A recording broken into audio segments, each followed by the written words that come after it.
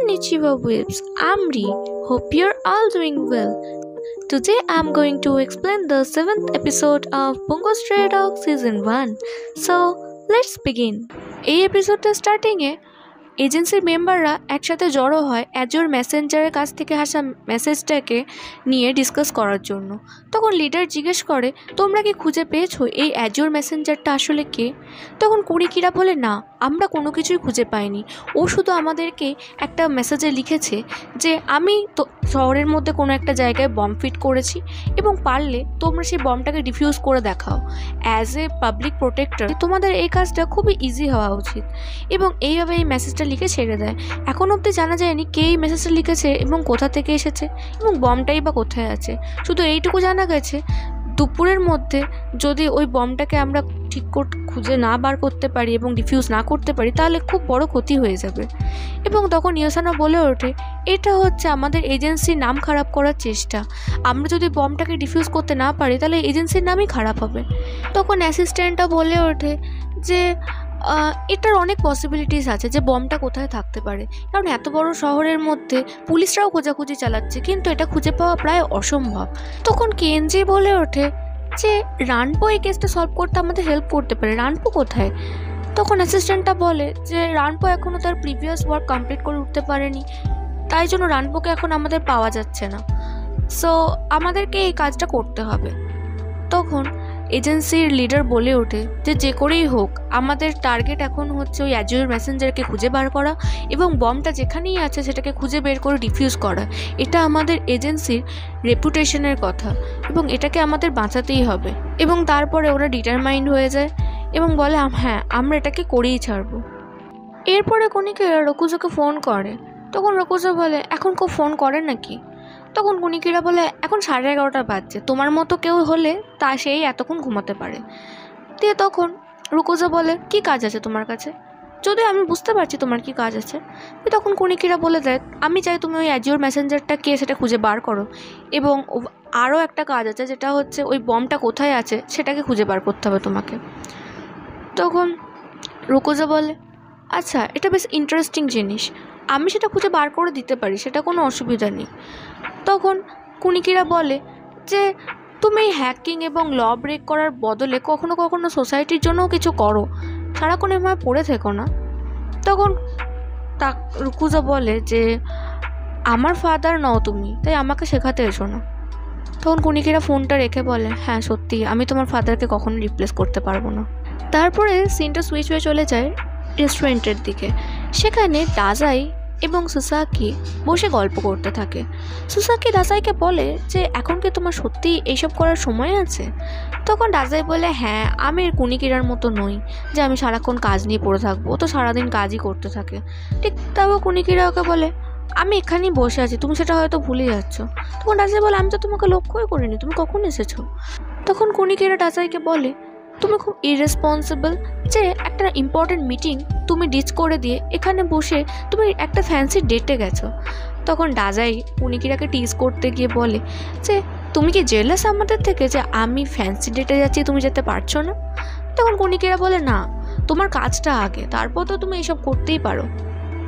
দিয়ে তখন ডাজাই সুসাকিকে জিজ্ঞেস করে যে তুমি কলেজে কি পড়াতে? তখন সুসাকি বলে যে আমি সোশ্যাল সাইকোলজিস্ট পড়াতাম। তখন ডাজাই সুসাকিকে জিজ্ঞেস করে যে তাহলে তুমিই বলো তোমার অ্যানালিটিক্সের মাধ্যমে যে অ্যাজোর মেসেঞ্জারটা কে হতে পারে। তখন সুসাকি অনেকটা ভেবে বলে যে মেবি এটা অ্যাজোর কিং হতে পারে, কারণ অনেকে মনে করে যে অ্যাজোর কিং এখনও বেঁচে আছে এবং ওই বোমব্লাস্টেও মারা যায়নি এবং তার কারণেই হয়তো এত কিছু এখন করছে। কুনিকিরা বলে, না, ফরেন্সিক রিপোর্টে এটা কনফার্ম করা হয়েছে যে অ্যাজোর কিং মরে গেছে। কিন্তু তখন সুসাকি বলে, না, এটা হতেই পারে, কারণ ওর যে স্ট্রং জাস্টিস মোরাল ছিল তার জন্যই তো এই সমস্ত করতো। ও জাস্টিস চেয়েছিল এবং সেটা অন্য পদ্ধতিতে, যারা কারাপ্টেড তাদেরকে মেরে দেওয়ার মাধ্যমে ও নিজের জাস্টিস নিজের হাতে তুলে নিয়েছিল। এটাই হলো অ্যাজিওর কিং। তখন আতসুশি বলে ওঠে যে এজেন্সি তো জাস্টিসের পিছনেই রয়েছে, তাহলে আমাদেরকে অ্যাজোর কিং কেন টার্গেট করছে? তখন ডাজাই বলে ওঠে, কুনিকিরা অ্যাজোর কিংয়ের প্ল্যানটা যে ভেস্তে দিয়েছিল আগে, তার জন্য যে গোপন রিভেঞ্জের রাগটা থাকতেই পারে, তার জন্য করতে পারে। তখন রাজাই বলে যে হ্যাঁ, এটা হতেই পারে, কি যে কোনো কিছু হতে পারে, এটার কোনো পসিবিলিটিস আমরা এখনও খুঁজে পাইনি। ততক্ষণ অবধি সুসাকিকে আমার কাছেই আমি রাখবো, সাহায্য করবো ওকে সেফটি এবং ওর সমস্ত মেন্টাল হেলথ থেকে রিকভার করার জন্য। তখন কুড়িকিরা প্রচণ্ড রেগে যায় এবং বলে একটা সুন্দর এবং সুশীল মেয়েকে তুমি তোমার ঘরের মধ্যে রেখেছো এবং সেফটির নাম করে তুমি ওকে এরমভাবে সুবিধা নিচ্ছ, এগুলো কিন্তু ঠিক নয়। তখন ডাসাই বলে যে তুমি যেটা ভাবছো সেটা কিন্তু কীরকম কিছুই হচ্ছে না। আমি সুসাকি যবে থেকে আমার বাড়িতে রয়েছে আমি আলাদা ঘরে ঘুমাই এবং আমি কোনোদিন বাজে কিছু ওর সাথে করার কথা ভাবি অবধি নি। এটা তো তোমারই নোংরা মস্তিষ্কের পরিচয় কুনিকিরা। তখন আচুজি বলে যে এটা কি করে পার্টনার হতে পারে, একসাথে কি করে এরা কাজ করতে পারে।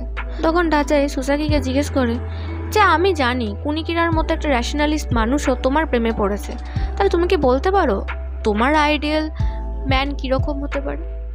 তখন সুসাকি বলে যে আমার আইডিয়াল ম্যান এমন হওয়া উচিত যার যেন স্ট্রং মোরাল জাস্টিস থাকে এবং সে যেন জাস্টিসের পিছনে কাজ করে এবং নিজের আইডিয়ালগুলোকে খুব ভালোভাবে চুজ করে। এরকম একটা মানুষই আমার আইডিয়াল ম্যান হবে।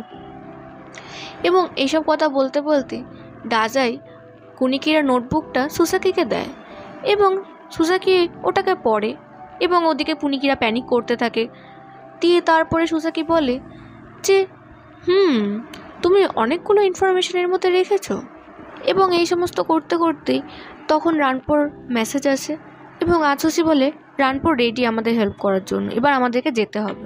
এবং তারপরে ওরা গাড়ি করে বেরিয়ে যায় কুনিকিরা, আচুশি এবং ডাজাই। সেখানেই যেতে যেতে ওরা বলে যে কীভাবে রানপো ওই কেসটা বললো যে কোথায় বোমটা রয়েছে, যে বমটা রয়েছে পেট্রোকেমিক্যাল যে ফ্যাক্টরিগুলো আছে তার কাছে এবং সেখানের মধ্যেই বমটা পাওয়া যাবে। এবং তারপরে আমাদের আচুশি ভাবতে থাকে যে কেন সমস্ত কোনো পাবলিক এরিয়া ছেড়ে ওখানেই কেন বোমটা রাখলো। তখন ডাজাই বলে ওঠে যে পেট্রোকেমিক্যাল শিল্প আমাদের জাপানের মধ্যে সবচেয়ে একটা বড় শিল্পের অংশ এবং ওখানে আশেপাশে গ্যাস এবং পেট্রোলের যে খনিজ সম্পদগুলো রয়েছে সেগুলো আগুনের কাছে আসলে কিন্তু খুব বড় একটা বিস্ফোরণ হবে এবং অনেক ক্ষতি হবে। ওই জন্যই অ্যাজিওর মেসেঞ্জার ওই জায়গাটাকে চুজ করেছে। এবং এইসব কথা বলতে বলতেই মিলিটারি পুলিশরা অলরেডি ওইখানে পৌঁছে যায় এবং ডাজাই বলে যে এত সিকিউরিটি সত্ত্বেও ওখানে বম ফিট করাটা খুব কঠিন, কিন্তু একটা উপায় আছে। যদি কেউ গাড়ির মধ্যে বম নিয়ে ওখানে পার্কিং লটে পার্ক করে আসে তাহলে ওটাকে খুব সহজেই ওই জায়গাটা ব্লাস্ট করা সম্ভব। এবং সেখানে মিলিটারি পুলিশরা এইসব কথা বলতে বলতে ওখানে ইনফর্ম করে দেওয়া হয় এবং পৌঁছেও যায় এবং বমটাকে ওরা ডিসকভার করে একটা গাড়ির ডিকিতে। ট্যাক্সিতে যেতে যেতেই কুনিকিরার একটা ফোন আসে এবং কুনিকিরা গাড়িটাকে তাড়াতাড়ি করে দাঁড় করিয়ে দেয় রাস্তার মাঝামাঝি এবং ওখানে ট্রাফিক জ্যাম হয়ে যায়। তারপরেই আচুশির ফোনেও একটা কল আসে এবং তারপর ডাজাইয়ের ফোনেও সেই সময়তেই একটা কল আসে। কুনিকিরার কলটা আসে রোকোজোর কাছ থেকে, আচুশির কলটা আসে রানপোর কাছে থেকে এবং ডাজাইয়ের কলটা আসে প্রেসিডেন্টের কাছ থেকে। তারা তিনটে ইনফরমেশন পায় এবং কুনিকিরা বলে যে ওই বমটাকে পাওয়া গেছে এবং বমটা রয়েছে ওই সেম জায়গায় যেখানে রানপো বলেছিল এবং ওই বমটা ডিসআর্ম করার জন্য একটু প্রবলেম হবে, কারণ ওই বমটার যে বাটনটা রয়েছে সেটা ভেতরে কোথাও লুকানো রয়েছে এবং সেখানে মিলিটারি পুলিশরা যেতে পারবে না। এবং তারপর ডাজাই বলে যে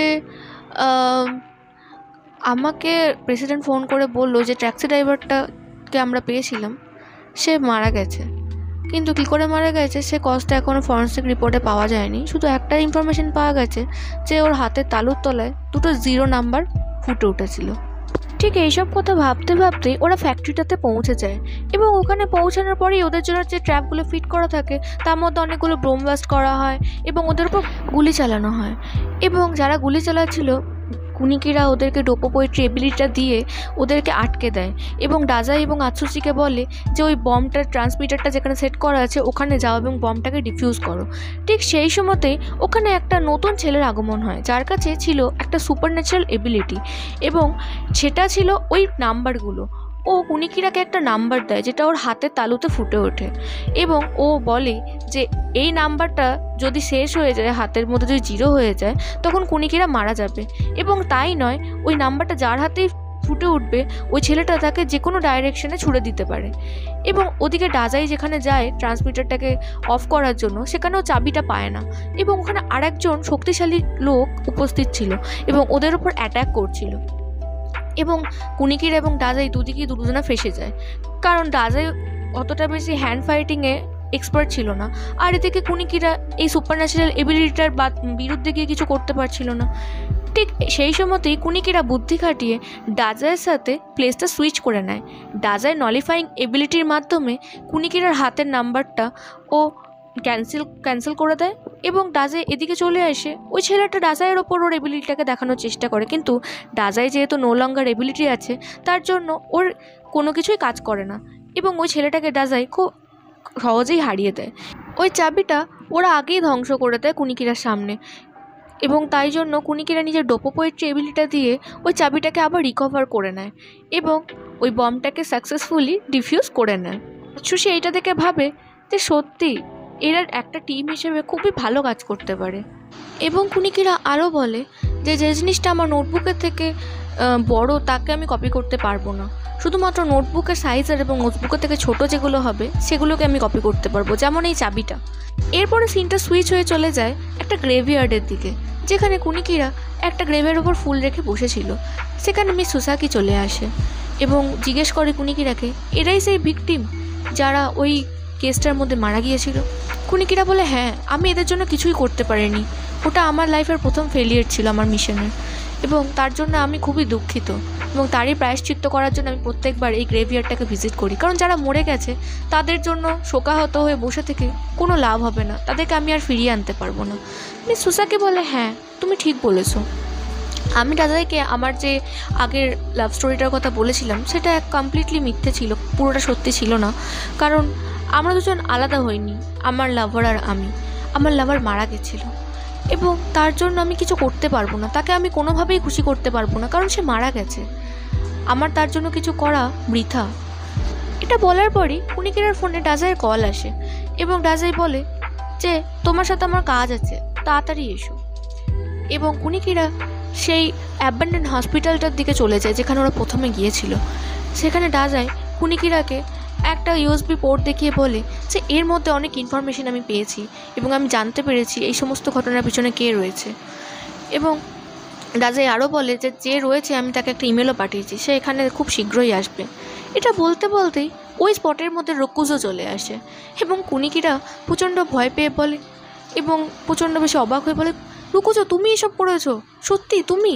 তখন রকুজো বলে, না, আমি কিছু করিনি, আমি ডাজাইয়ের ইমেলটা হ্যাক করেছিলাম এবং ওখান থেকেই দেখেছিলাম এরকম একটা কিছু ঘটছে এবং ওই জন্য আমি ওটা দেখতেই এখানে এসেছি। ঠিক সেই সময়তেই ওই জায়গাতে কেউ একজন গুলি চালাতে থাকে এবং রকুজো সেটা দেখে কুনিকিরাকে সরিয়ে নিজের গায়ে সমস্ত গুলি খেয়ে নেয় এবং কিছুক্ষণ পরেই রিভিল হয় ওই গুলিটা চালিয়েছিল মিস সুসাকি। এবং ডাজাই বলে, তুমিই হলে সেই অ্যাজিওর মেসেঞ্জার যে এই সমস্ত কিছু ঘটিয়েছ। কুনিকিরা সুসাকিকে দেখে কিছুই বুঝতে পারে না যে এগুলো কী হচ্ছে, কেন হচ্ছে, সুসাকি কী করে এসব করতে পারে। এবং সুসাকি বলে, হ্যাঁ, আমি অ্যাজিওর মেসেঞ্জার, আমি যাকে ভালোবাসতাম সে হলো অ্যাজিওর কিং এবং সে তার নিজের আইডিয়ালের প্রতি প্রচণ্ড পরিমাণে সৎ ছিল। ওর আইডিয়াল ছিল পৃথিবী থেকে সমস্ত ক্রাইম এবং ক্রিমিনালকে ধ্বংস করে দেবে সে, এবং ও সমস্ত জাস্টিস নিজের হাতে তুলে নিয়েছিল। ও কোনো ল মানত না, ওই আমার কাছে আইডিয়াল লাভার ছিল। সুসাকি আরও বলে যে কুনিকিরা, তুমি ওর বিরুদ্ধে গিয়েছিলে কিন্তু তুমি ওর অপোজিট হলো অনেকটাই ওর মতো সিমিলার। ডাজাই বলে যে তোমার নিজের কোনো মত নেই, তুমি একজনের মতের পিছনে ছুটছ এবং নিজের কোনো কি অনুভূতি বা কোনো ফিলিংস নেই তোমার। তুমি একজনকে ভালোবাসতে তার আইডিয়ালগুলোকে নিয়ে তুমি এগিয়ে চলেছো, তার কনসিকুয়েন্সেস কি আসতে পারে সেটা নিয়ে তোমার কোনো ধারণা নেই। তখন সুসাকি বলে যে আমাকে মেরে দাও ডাজাই, আমি আর বাঁচতে চাই না, কারণ আমি আর পারছি না এগুলো নিতে। আমি জানি অ্যাজিওর কিং আর ফিরে আসবে না, আমাকে মেরে দাও। কিন্তু ঠিক পর মুহূর্তেই বলে যে তুমি আমাকে মারতে পারবে না বলো, কারণ আমি এখন আমার গানটা নিচে করে নিয়েছি এবং তুমি যদি এখন আমাকে মারো সেটা একটা ক্রাইম হবে এবং কুনিকিরা হবে তার সাক্ষী। এবং সেই সময়তে ডাজাই নিজের গানটা হাত থেকে ছেড়ে দেয় এবং ডাজাইয়ের কোলে থাকা মৃতপ্রায় রকুজো ওই গানটা হাতে তুলে নেয় এবং সুসাকিকে গুলি করে মেরে দেয়। এবং কুনিকিরা এই জিনিসটাকে মেনে নিতে পারছিল না যে সুসাকি কেন এভাবে মরবে, এটা হতে পারে না, এটা কেন এরকমভাবে হবে। তখন ডাজাই কুনিকিরাকে শান্ত করার জন্য বলে এটাই জাস্টিস, এরকমভাবে পৃথিবী চলে। কুনিকিরা বলে না, এটা চাইলেই অন্যভাবে এটাকে শেষ করা যেত, এটা এরমভাবে কেন শেষ হলো। তখন ডাজাই বলে জাস্টিস একটা ছুতো মাত্র, যেটা আমরা মানুষরা ইউজ করি নিজেদের ইগো স্যাটিসফাই করার জন্য, এবং তুমিও সেই জিনিসটাই করো এবং আমরা সবাই সেম জিনিসই করি। ঠিক এইভাবেই এপিসোডটা একটা ভয়ঙ্কর এক্সপিরিয়েন্সের মাধ্যমে শেষ হয়ে যায়। So Vips, if you like my video, let me know in the comment which anime should I explain next. Hit that like button, subscribe me, and don't forget to hit that notification bell to get my video as soon as possible.